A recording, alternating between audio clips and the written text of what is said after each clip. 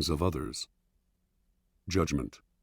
Coercion creates a reaction that will eventually work against you. You must seduce others into wanting to move in your direction.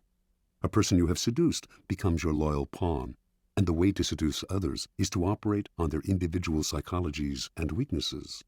Soften up the resistant by working on their emotions, playing on what they hold dear and what they fear.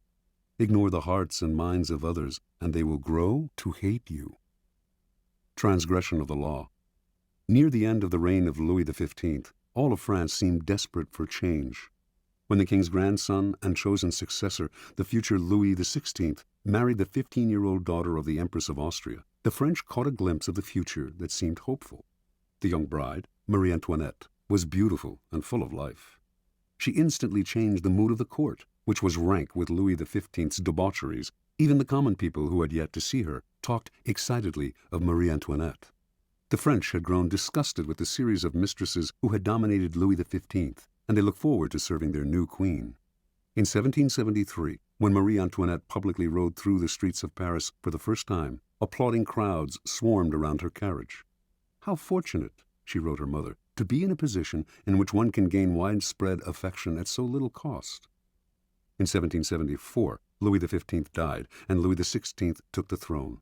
As soon as Marie became queen, she abandoned herself to the pleasures she loved the most, ordering and wearing the most expensive gowns and jewelry in the realm, sporting the most elaborate hair in history, her sculpted coiffures rising as much as 3 feet above her head, and throwing a constant succession of masked balls and fêtes. All of these whims she paid for on credit, never concerning herself with the cost or who paid the bills. Marie Antoinette's greatest pleasure was the creation and designing of a private Garden of Eden at the Petit Trianon, a chateau on the grounds of Versailles with its own woods. The gardens at Petit Trianon were to be as natural as possible, including moss applied by hand to the trees and rocks. To heighten the pastoral effect, Marie employed peasant milkmaids to milk the finest-looking cows in the realm, launderers and cheesemakers in special peasant outfits she helped design, shepherds to tend sheep with silk ribbons around their necks. When the queen inspected the barns, she would watch her milkmaids squeezing milk into porcelain vases made at the Royal Ceramic Works. To pass the time, Marie would gather flowers in the woods around the Petit Trianon, or watch her good peasants doing their chores.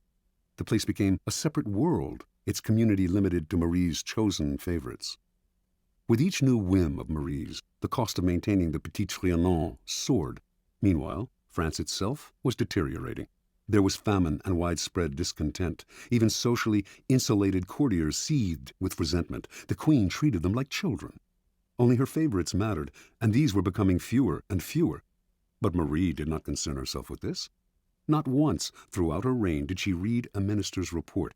Not once did she tour the provinces and rally the people to her side. Not once did she mingle among the Parisians or receive a delegation from them. She did none of these things because, as queen, she felt the people owed her their affection, and she was not required to love them in return. In 1784, the queen became embroiled in a scandal.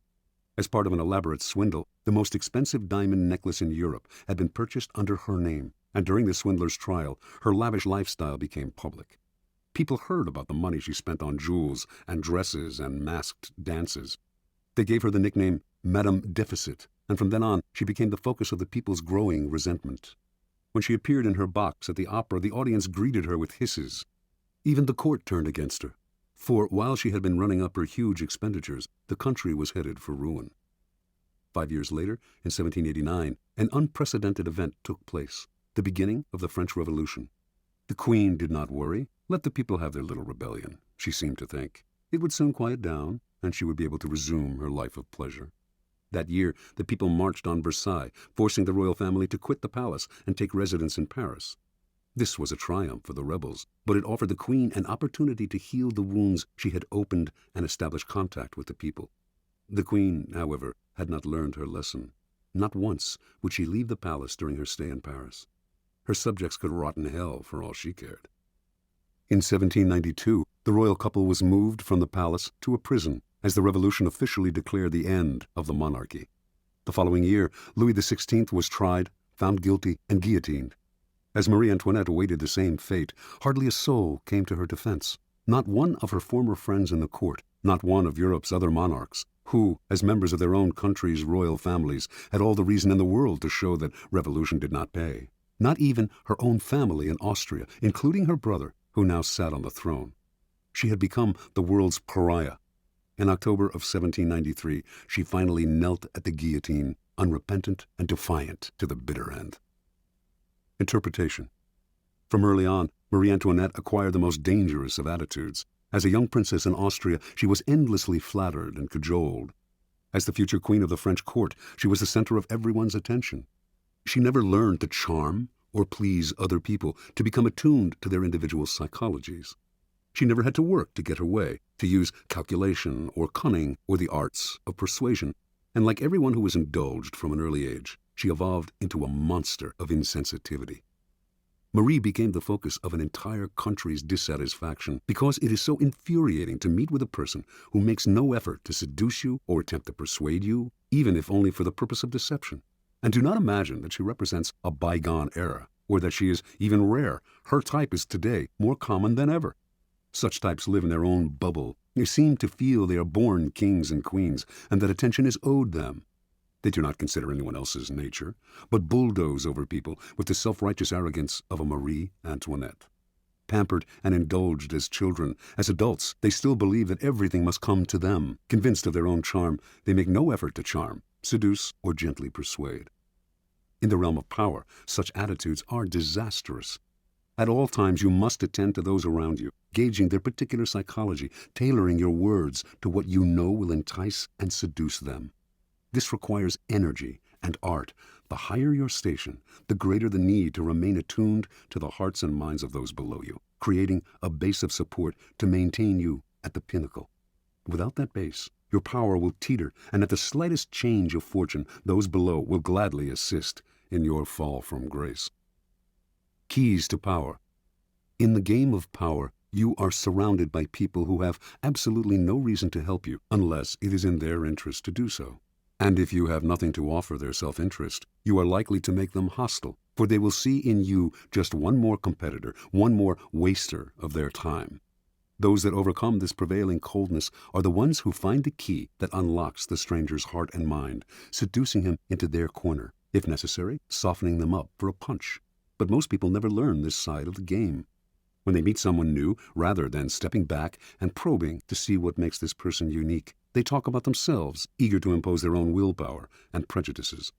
They argue, boast, and make a show of their power. They may not know it, but they are secretly creating an enemy, a resistor, because there is no more infuriating feeling than having your individuality ignored, your own psychology unacknowledged.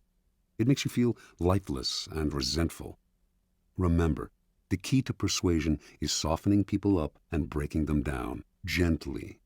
Seduce them with a two-pronged approach. Work on their emotions and play on their intellectual weaknesses. Be alert to both what separates them from everyone else, their individual psychology, and what they share with everyone else, their basic emotional responses. Aim at the primary emotions: love, hate, jealousy. Once you move their emotions, you have reduced their control, making them more vulnerable to persuasion. Mao Zedong always appealed to popular emotions and spoke in the simplest terms. Educated and well-read himself, in his speeches he used visceral metaphors, voicing the public's deepest anxieties and encouraging them to vent their frustrations in public meetings. Rather than arguing the practical aspects of a particular program, he would describe how it would affect them on the most primitive, down-to-earth level. Do not believe that this approach works only with the illiterate and unschooled. It works on one and all. All of us are mortal and face the same dreadful fate, and all of us share the desire for attachment and belonging. Stir up these emotions, and you captivate our hearts. Finally, learn to play the numbers game. The wider your support base, the stronger your power. Understanding that one alienated, disaffected soul can spark a blaze of discontent, Louis XIV made sure to endear himself to the lowest members of his staff. You, too, must constantly win over more allies on all levels. A time will inevitably come when you will need them.